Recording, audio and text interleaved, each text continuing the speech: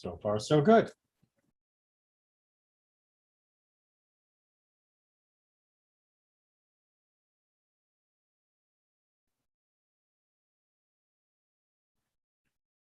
All right. Oh, and it's got the audio on the other one, so that's going to be annoying. So that's changed. All right. All right, so let's get down to work. This is the day before Purim, so there's a lot to do and a lot to enjoy, but there's also a Parashat to study. We are in Parashat Tzav, the second Parashat of the book of Vayikra, the book of Leviticus. And for those of you that are not keen on sacrifices, well, in Parashat Tzav, we talk a lot about the inauguration or ordination of Aaron and his sons as being Kohanim, which is probably also not everybody's favorite topic. After all, although there are still descendants from Aaron, the Kohanim, the Cohens, the Khans, the Kaplans, and so forth in the world, that doesn't necessarily mean that they are doing the same things. They are not performing sacrifices and have a limited ritual role in our communities. However, just because we are not doing these things doesn't mean that we can't learn from these things. One of the greatest things the Torah tries to teach us, and by us I mean humanity, not merely the Jewish people, is that even if a particular part of our history or activity is no longer possible or applicable or has been even replaced by its own text, the fact that it was originally taught, that it was originally performed, and the details of all of it are still of immense value. There is much to learn from everything that is done and said. That is one of the perks of reading a sacred text, is you know that there is value in all the passages. Now, I will agree that that value is sometimes harder to find, harder to unearth. And we're going to look at a passage today that is a little bit of a head scratcher, but I promise that we will find value. Whether you agree with it or not is, of course, up to each person. That's why we have multiple commentaries. But hopefully you'll recognize the worth of studying these passages. And even if it means looking for your own answers beyond these commentaries, at least you'll be headed in the right direction. So let's go ahead and begin. And we're going to start off in chapter 8, verse 30, right near the end of the Torah portion. And we're not going to go through all of the ins and outs and the details of the sacrifices and ceremonies that led up to this point. But suffice it to say that Moses is undergoing or rather Moses is performing a set of rituals which his brother Aaron and his sons are undergoing in order to create with them the Kohanim, the priests that will administer in the Mishkan that, you'll remember, was built over the course of our last few chapters. So this is now putting the proper officiants in place. But you can't just say, okay, you're officiating now. There is an entire process. We are picking up at the end of that process because I want to focus on one particular aspect of it. But all of it is worth reading and all of it has much to teach us. But as usual, we will focus on one element. So here we are in chapter 8, verse 30. And Moses took some of the anointing oil and some of the blood that was on the altar and sprinkled it upon Aaron and upon his vestments and also upon his son and upon their vestments. Just a reminder, the wonderful word vestment is just the word beged in Hebrew, which means that it is the word clothes. But if you have fancy clothes for a special religious purpose, they get called vestments. In modern English, well, actually really in Old English, no one in modern English goes around talking about vestments, but this is the way the translator can show off their English vocabulary. So every time you see vestment, just think clothes. Thus, he consecrated Aaron and his vestments, and also his son and their vestments. So this is how they are being sanctified. In Hebrew, it's much easier. When you see the word vaykadesh, you know that this is the creation of a holiness that is attached to a person or an item, in this case, their clothing. In English, the word holy and consecrate, you don't see the root word connection quite so easily. But that's what's happening in this point. Carrying on with the instructions, verse 31, Moses said to Aaron and his sons, boil the flesh at the entrance of the tent of meeting and eat it there with the bread that is in the basket of ordination. As I commanded, Aaron and his sons shall eat it. And what is left over of the flesh and bread you shall consume in fire. Consume just means it has to be destroyed in the fire. Again, sometimes the older English is a little bit difficult, although it's good to remember that this translation is a more modern translation, but it still has some of the old hangups. So the issue here is that they need to consume the sacrifice, eat the sacrifice, and whatever they don't eat is destroyed, because being sacred, it cannot be allowed to be used for any mundane purpose. Verse 33, let's just get this up and loaded. You shall not go outside the entrance of the tent of meeting for 7 days, until the day that your period of ordination is completed, for your ordination will require 7 days. Everything done today, Adonai has commanded to be done, applied 7 days, says this translator, to make expiation for you. Expiation is the translation here of the word lechaper, meaning to atone. And this is a really a word that's hard to put into English. You'll probably know it best through the infinitive form, or rather the gerund form of Yom Kippur, the Day of Atonement. But that is a whole nother class in and of itself. Verse 35, you shall remain at the entrance of the tent of meeting day and night for 7 days, keeping Adonai's charge that you may not die, for so I have been commanded. And Aaron and his sons did all the things that Adonai had commanded through Moses. Okay, all very straightforward, right? How long were Aaron and his sons in the tent of meeting? Well, it would appear that they were there for a week. Seems perfectly fine, right? Well, no. That actually presents a rather significant problem. The problem being they are human beings, and the tent of meeting is a holy place. And that means the fundamental needs of a human being, nature calling, as we put it euphemistically in English, is going to be an issue.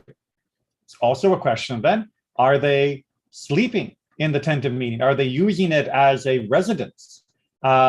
We know that it is not permitted to sleep in a Beit HaMidrash or to sleep in a sanctuary, a synagogue, a Beit Knesset. Was it possible to sleep perfectly fine without any transgression at the Ohel Moed, at the tent of meeting, at the Mishkan? This full week's imprisonment, hence my fence behind me, of Aaron and his sons, seems a little difficult to understand. It does seem on the surface of it to be very explicit. They are there for 7 days, day and night. Boom, it's very simple. But that simplicity creates complexity. And out of complexity, we get commentary. So let's go ahead and take a look at how the sages understand this command and what we can learn from this process for ourselves.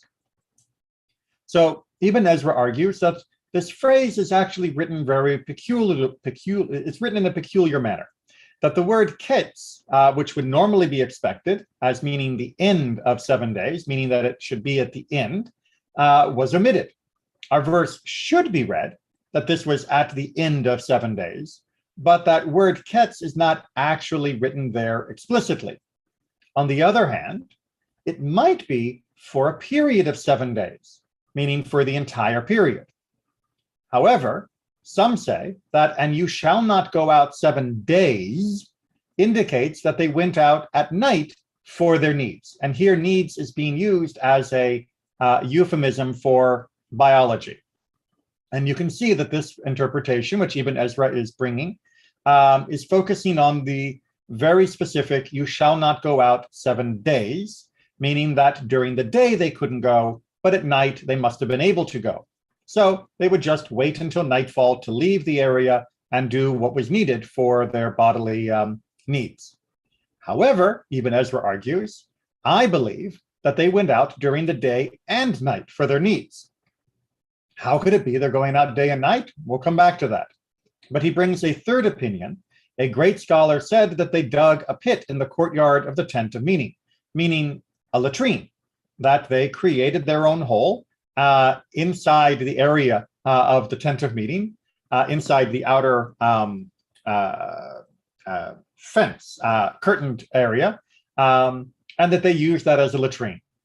However, this is far-fetched, right? He, like me and most other scholars agree, that the chance of them actually creating a porta potty inside the Mishkan precinct is simply impossible, given the very explicit instructions about how we are to relieve ourselves away from the camp in general.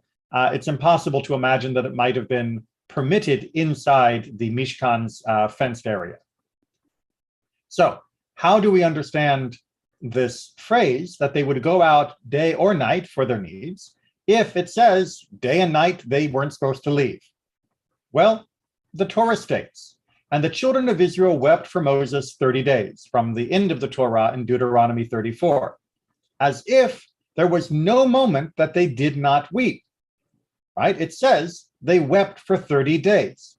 That means constant tears for 30 days, right? No, obviously that couldn't be what the Torah means for weeping for 30 days. Therefore, we understand that sometimes when the Torah gives us an action attached to a length of time, that does not mean the action took up 24 hours of the entire length of time being described. The Torah clearly states that they shall sit at the door of the tent of meeting day and night, from verse 35. Now, its meaning is that they shall not occupy themselves with any matter, and they shall not go to another place. Neither shall he go out of the sanctuary, as it says in Leviticus 21, as he will explain. So we're going to get a follow-up to this in Ibn Ezra's other commentary in just a minute. But his general position here is that just because it says that they are there day and night for 7 days, doesn't mean they were there day and night for 7 days. That the Torah opens the door for them to have left. Instead, what we should believe is that they were there in practice, meaning their actions were there. They were not doing anything other than being at the tent of meeting and taking care of the ordination rituals, unless they needed to leave for bodily functions. That, of course, that would be understood as being an exception, but they should not be sitting around, reading a magazine. They shouldn't be sitting around just kibitzing and chatting with the neighbors. That when they are there, they are fully engaged, and when they are not there, it is for only those other needs. Now, why would he have the opinion that maybe they also got to go during the day rather than only the night, as some of the earlier sages had said? Well, perhaps he is understanding the biology the same way that Rambam does. In Rambam's Mishnah Torah, in addition to giving halachic and philosophical, theological advice, he also gives some basic bodily advice. Rambam was a doctor, so it's not too surprising, but he has a more particular reason for why he needs to give health advice in a book on Jewish law. Since having a healthy and whole body is integral in the way of the name, meaning it is part of God's way, as it is impossible to understand or know anything when one is sick, meaning that if you are sick, your ability to comprehend and know is greatly diminished. Therefore, one must stay far from things which destroy the body and accustom himself to things which preserve one's health. That staying healthy and taking care of yourself in a bodily way is part of our service of God, because without a healthy body, it becomes much harder to understand and connect to God. And what are some of these habits? And they are, one should eat only when he is hungry and drink only when he is thirsty. He also should not delay his openings, even 1 minute. Rather, whenever one needs to urinate or defecate, he should go immediately. Rambam, like many ancient doctors, and also modern doctors as well, although they give a little bit more leeway, was very much of the opinion that any excessive delay of the evacuation of our body from our openings, from eliminating our waste, could be very bad for our health. And indeed, modern science has corroborated this. It doesn't mean that you shouldn't wait even a minute. There's a little bit more of a leeway, and certainly we don't expect Rambam's medical knowledge to be perfectly in keeping with the advances that we've already achieved in the 21st century. But he is definitely on the right track, that a person should not, if he needed to use the bathroom in the morning, wait all the way until night to use the bathroom. That to do so would actually be detrimental to Aaron and his sons' ability to not only perform their duties within the Mishkan, but also to connect to God, to have the spiritual experience that was needed in order to properly feel the connection that the ordination was trying to establish in the creation of these Kohanim, of these priests. So there's very good physical and, by extension, as Rambam points out, spiritual reasons why God would not have expected them to hold it for a whole week or even hold it for the daylight hours. Instead, of course, they would have needed to have had a break. Now, as mentioned, Ibn Ezra had his additional commentary on Leviticus 21:12, and it goes as follows. Neither shall he go out of the sanctuary for the dead, when talking about the limitations for a Kohen when he is officiating and a relative dies. So said the sages in Sanhedrin 18a. It is also possible that the meaning of our verse is that the Kohen Gadol shall not go out of the sanctuary except for the purpose of observing a precept. So what he is arguing here is that the sages were informing us that there were reasons to leave the sanctuary area, the Mishkan area. One of them would be the bodily functions we have talked about, and the other would be for the performance of a mitzvah that could not be done by anyone else. If there was a mitzvah that was in desperate need of completion, and only that Kohen could take care of it, or only at that moment could he take care of it, then yes, he could, by not interrupting his actual duties, but just his presence, leave the area and take care of that. So now, in addition to our bodily needs, we also have other mitzvot that might have invited the Kohanim to step out of the temple area. Mishkan area, the temple much, much later, of course.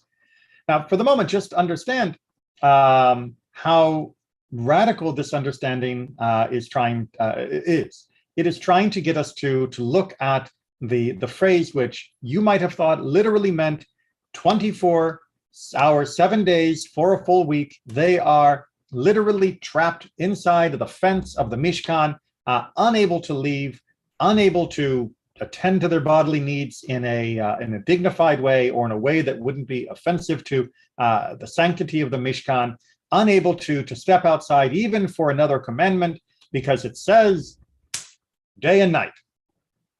And that is an incorrect understanding. And that is, again, one of the many pitfalls where people think that their own initial surface reading of a text must be the correct one. It's simply not the case. You need to dig deeper, because there are often multiple layers that, upon further examination and guidance by our sages and tradition, will reveal important insights. Now, what is the insight here for the rest of us who are not going through the inauguration process of becoming Kohanim? That was a one-time only event. Well, very simple. We too are often involved in very important things, whether it be in our davening, whether it be in our study, whether it be in the performance of our work, all of which are very important to our lives. Does that mean that we should not interrupt those things for a call of nature?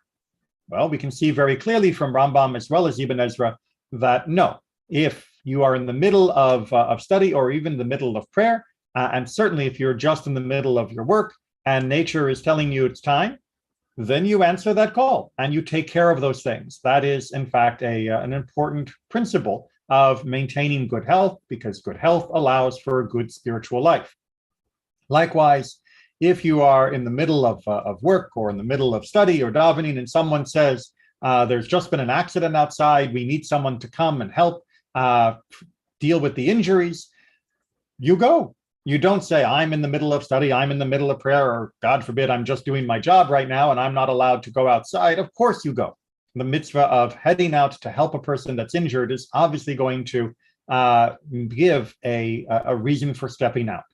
So this is a principle that perhaps comes up more often, although hopefully not as in dramatic a fashion as the last example, than we might at first imagine. And the understanding that even the Kohanim were allowed to take breaks when necessary is a very important reminder that all the more so, the rest of us who are not doing anything as elevated as this ordination would certainly be allowed to take breaks as well. Any questions or comments? Not seeing anybody popping up. Just going to give a little bit of an apology. I don't know whether you can hear through the mic or not, but there is some cleanup going on in our neighborhood of some trees, and I can hear the banging of the trucks outside. Hopefully it's not too loud. I think the chainsaws are mostly done right now, which is a great blessing. All right, so let's go ahead and continue with a midrash about this whole process, and again, how we can see a spiritual and historical understanding. And it came to pass on the 8th day. This is the beginning of Parashat Shmini, the very next parasha, which, as you can see, is just peeking out from the bottom of where we stopped as it begins our next Torah portion. And it came to pass on the 8th day. What is that text about? Well, this text is related to Psalms 92:13, also known as Mizmor Shir LeYom HaShabbat, the Psalm for Shabbat, that we read for the honor of Shabbat each week. And what does it say in that psalm? The righteous shall flourish like the palm. Now, the word flourish is derived from the root letters. We'll just use the English, P, R, and H. It's actually the guttural H, but that's harder to represent because I can never get that little period under the H to show up well in my handouts. Now, who is this righteous one that is flourishing like a palm? This is Aaron. Why do we believe it's Aaron? Well, as it is stated about him in number 17 during the confrontation with Korach and the other rebels, the staff of Aaron of the house of Levi has sprouted. And as you can imagine, by the inclusion in the parentheses, the root word for sprouted in this translation is the same root word as flourish found in Psalm 92.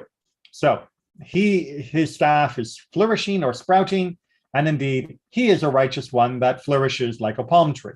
Why is that metaphor important? In the case of all the trees, one plants them and they grow up by themselves. But in the case of the palm, one plants it and sends it up sprouts on all sides. Anybody who has ever seen a little picture of an oasis will know that everyone always draws a palm tree and a couple other palm trees coming out from that same base, and then does the little leafy foliage at the top. That is the stereotype, even if you've never noticed that that's the stereotype, because indeed, most palm trees, especially the type they're talking about, will often have extra shoots that come up from the same root bundle or the same area. Unlike many other trees, like a palm or an oak, where very often they will block out any other rival trees that are underneath its shade. The palm tree is not like that.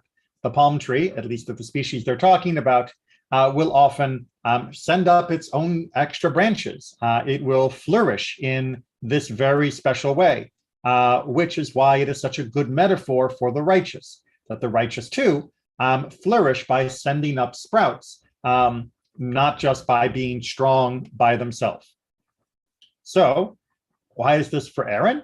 So it was in the case of Aaron. He planted and sprouts came up. Who were these sprouts? These were Aaron's sons. Now, where did he plant them? Again, back into our Psalm 92, the next verse. They were planted in the house of the Lord, quite literally. How do we know that? And you shall not go out from the door of the tent of meeting. They were made Kohanim. They were made sprouts that would have this position, the status that would continue to grow in their family, literally in the courtyards of Adonai. They were quite literally planted there and grown there into the Kohanim that would become so critical for the continuation of our people for thousands of years. So this use of the words of Psalm 92 as an understanding of what is happening in our own Torah portion is a brilliant use of poetic imagery.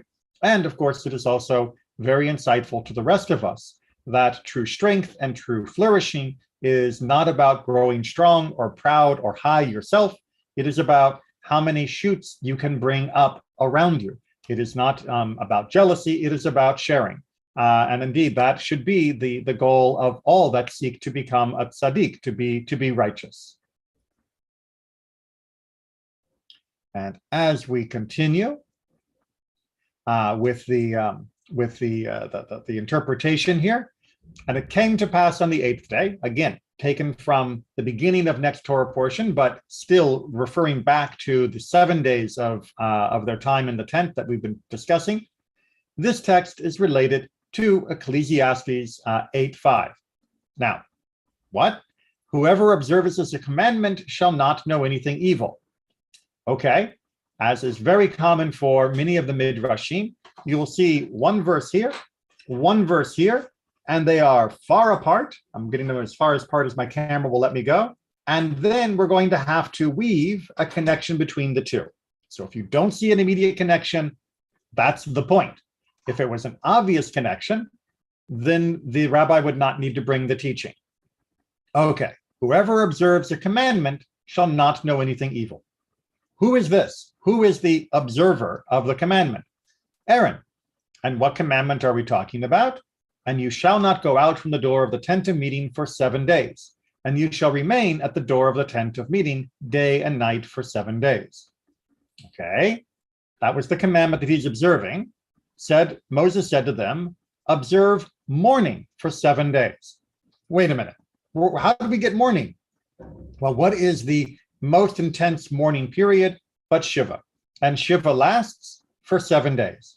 The rabbis had to make a connection between the most famous 7 days that they are familiar with, the 7 days of mourning, with the 7 days of the inauguration. And keep with me while we try to figure out how this works together. So Moses is casting this 7-day period at the tent as though it were a period of mourning. And you shall observe the charge of the Lord, the commandment of God, right? What does that mean? For so did the Holy One observe 7 days of mourning before the Lord, right? What does it mean, the charge of the Lord? What kind of the Lord are we talking about here? You will mourn the same way God mourned. We know that God mourned for 7 days, and therefore you will mourn for 7 days, and that his mourning came before the flood. Now, you're probably wondering, as is the sage, where is it shown that he mourned? Where it is stated in Genesis 6:6, then the Lord regretted that he had made humanity on the earth, and he was grieving in his heart. Now, that word, he was grieving, can only mean he mourned. How do we know that? For so it says concerning David in 2 Samuel 19, and the victory was turned into mourning for all the people because the king was grieving over his son. There we can see explicitly that grieving is a form of mourning, and they are the same. So therefore, God is in mourning prior to the flood during that 7-day buildup to the actual explosion of water. So back to God and the flood. At that time, the Holy One observed 7 days of mourning before he brought the flood. Thus it is stated in Genesis 7:10, and it came to pass after 7 days that the waters of the flood came upon the earth. And so Moses was saying to Aaron the priest and to his sons, just as the Holy One mourned over his world before he brought the flood, so observe the mourning before he touches you. So they observed, but they did not know for what reason they were observing it. Why? Wherever observes a commandment shall not know anything evil. Hey, our first verse again. And a wise heart shall know there is a time of judgment. So Moses is giving them a hint. You're going to need to do the 7-day period, and you should consider this a time of mourning, and you should understand that you will eventually be touched by God. Now, that touch is essentially here a warning that there will be a catastrophe, And you may not know why that there's going to be a catastrophe. You don't know what there's going to be a catastrophe. You don't know what you're mourning for, but there will be a time of judgment. There will be a problem. And Abarbanel very helpfully will answer our suspense of what this might be talking about, and indeed what comes in the very next Torah portion. He may have been hinting to them here that leaving the sacred enclosure to bring fire from outside it would entail death, as would happen to Nadav and Avihu. Two of the sons of Aaron that are going through this consecration process are going to die in next week's Torah portion. And they are going to die because they brought an alien fire. They brought something that was not commanded to be offered.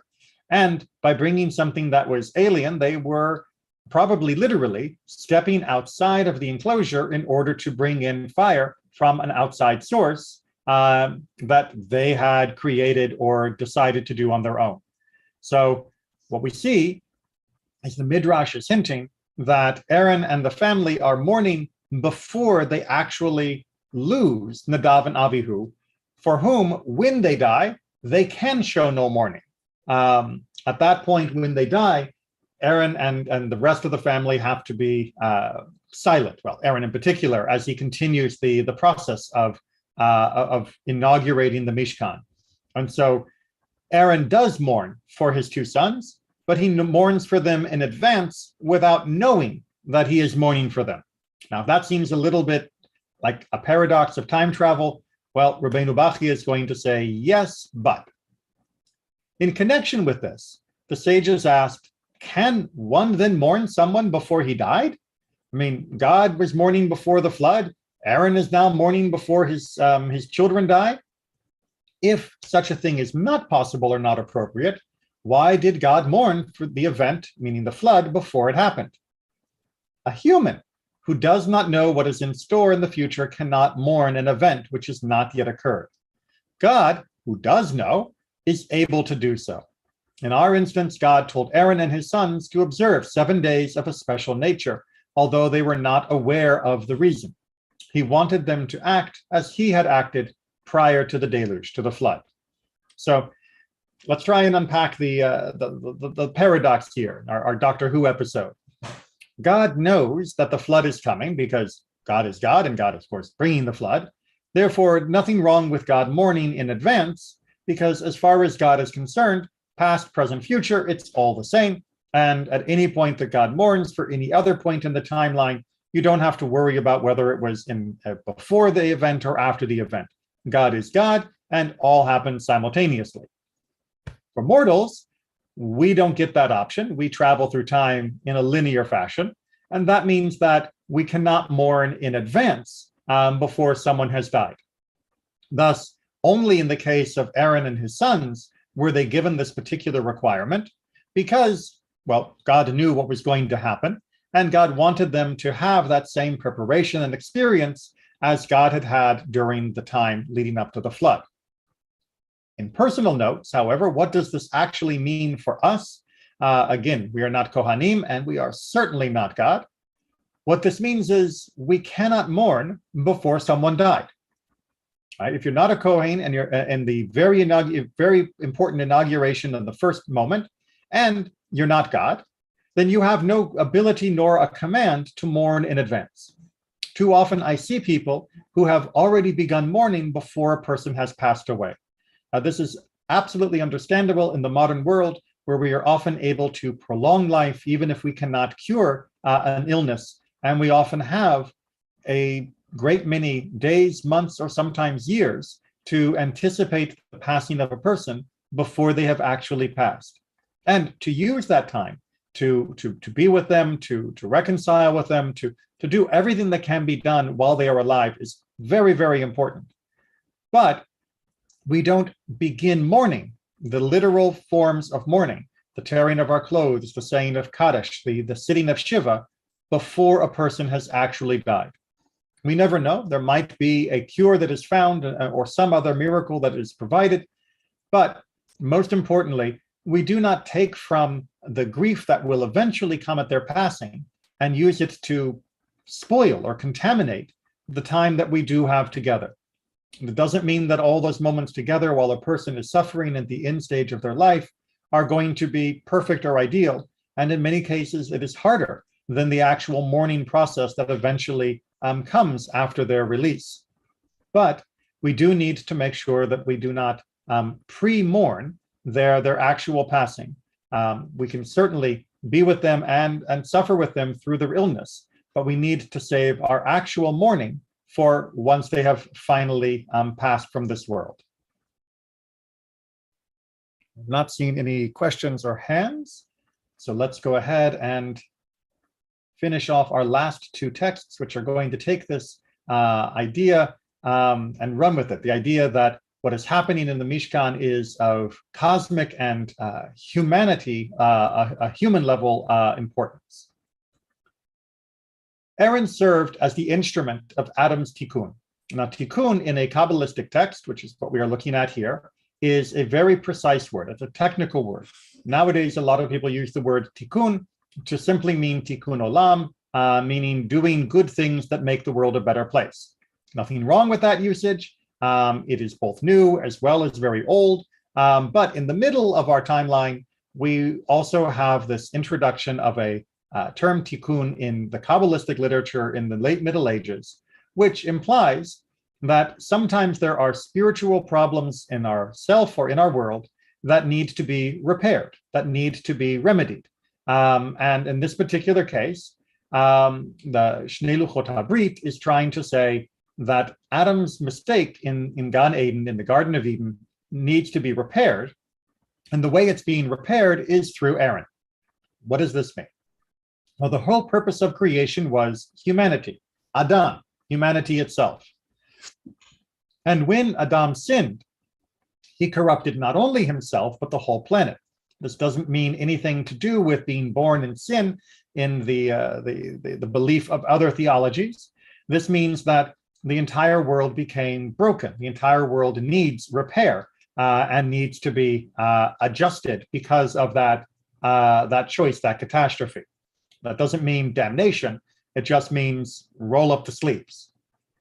At the revelation of Mount Sinai, meaning when God gave the Torah, the process of tikkun had advanced to a point where the whole planet, including humanity, meaning all of humanity, was ready to resume the spiritual and physical level which had existed in Gan Eden. We were back to the point of the doorway into that paradise of the world where we would be able to do according to God's will, and the world would come into harmony and beauty. The golden calf ruined this. That set us back. It was akin, if you will, to Adam eating the apple, meaning that humanity is back to a more broken state. And ever since, the progress towards humanity's complete tikkun has been very halting and irregular. Sometimes we do well, sometimes we do bad, we fix a little, we fix a lot, we break more. It's not been a steady progression, but it has been progression. The reason that the tabernacle was such a major factor in the process of tikkun is that it represented a world reborn. In Kabbalistic teaching, the Mishkan itself is considered to be a micro map, a mini map of the world itself. It was meant to be a microcosm of the cosmos. Within this reborn world, Aaron occupied the place that Adam had occupied on our planet when he was first created.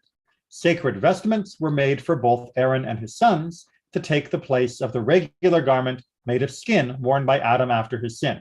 Again, metaphorically speaking, Adam had been forced to wear those garments, meaning the skins, in exchange for the garments made of light, which he had been equipped with at the time he was created.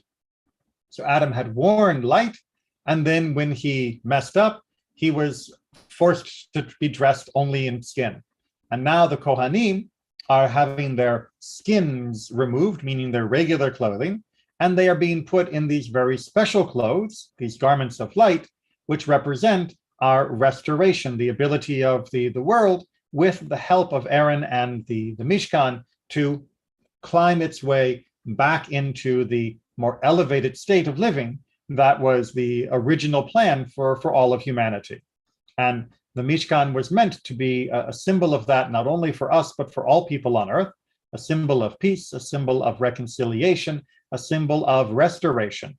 And it has achieved that in greater and lesser extents in different generations, and many of its fundamental ideas have continued to influence the world, which is why we are better off now, regardless of what you think the headlines mean. We are better off now than we have been in the past.